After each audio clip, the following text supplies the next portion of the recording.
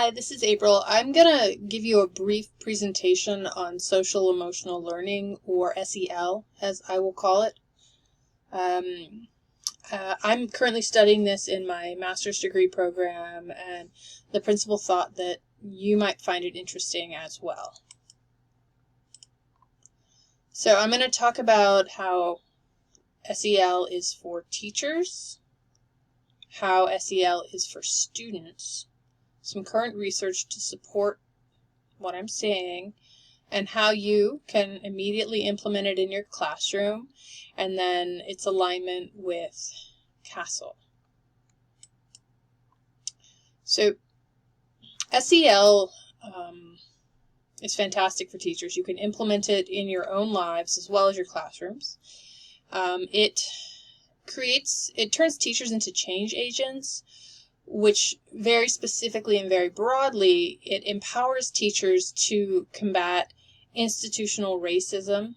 It empowers teachers to look at themselves and consider their own biases in an effort to better help their students.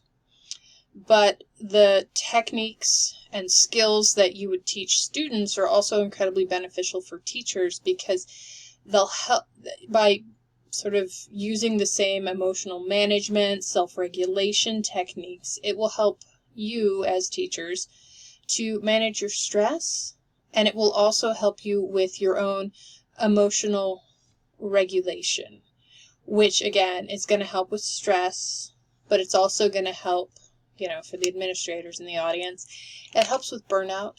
It helps with, recidivism within the teaching profession when these skills are applied to teachers themselves. SEL will help students develop those soft skills that people need to be successful in their life. It's also going to help students combat adverse childhood experiences, or ACEs, which are huge impediments to children's success, not only in their childhood, but also when they become adults. There's a direct correlation with SEL and improved academic outcomes. But I think what's really impressive about SEL is the fact that it will improve the lives of your students, not just now as they are students, as they are children, but it will improve their lives in the future. It will make them more capable, or help them to become more capable adults, and to help them to achieve the things that they want to achieve in their lives, which will ultimately help them lead fuller, more successful lives. I've included a sort of hodgepodge of current research. Some of it's recent, as in 2023, but some of it's older, but I don't feel that that makes it less valuable. So I've got a couple of TED Talks in here.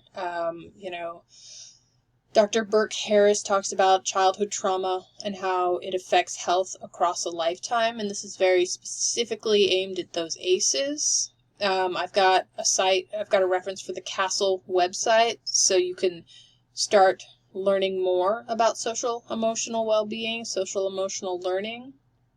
That's a really good place to start. I've included a more academic article, Learning to Focus on Adult Social and Emotional Learning First. It's an overview of a study that was done in Tulsa, Oklahoma, and it really talks about how teachers need to learn social emotional learning. They need to learn how to implement it in their own lives before they can hope to have any success with it with students. And finally, I've included an oldie but a goodie, and that's going to be the Carol Dweck TED Talk, where she really talks about developing a growth mindset. And that really is part and parcel with social emotional learning, because part of learning how to regulate yourself, regulate your emotions, regulate your behavior is really sort of adapting a growth mindset, not punishing yourself for the mistakes that you made, but rather looking at them and seeing them as an opportunity to get better, an opportunity to learn more and strive for better results. Immediate implementation. And again, I'm going to pop back to the fact that you really need to take the time to learn the social emotional skills, learn how to apply them to yourself before you start trying to teach them in your classroom. But one of the immediate things that you can do, a takeaway that you can start with tomorrow, is that you can start taking the time to know your students. And yeah, you might know their names and you might know their birth dates, but do you really know them? Do you know their cultural backgrounds? Do you know anything about their parents, where they came from? When your students have troubles, listen to them. Don't try to solve their problems, just listen. And then learn as much as you can about social emotional learning and learn how to implement it within yourself. And then you can start working with your students. And I'll leave you with this quote. And it says, according to the Center for Social and Emotional Foundations for Early Learning, which is focused on promoting the social, emotional development and school readiness of young children from birth to age 5, relationships, especially with nurturing adults, can have a positive effect on academic outcomes.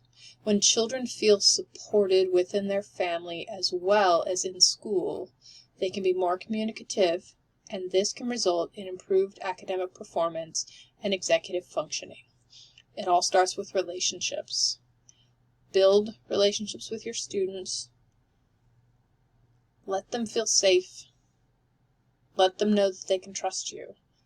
And from that, you can start building these very, very important social, emotional skills to help them succeed in their futures, but also help them succeed today. Thank you, and I hope you have a good rest of your afternoon.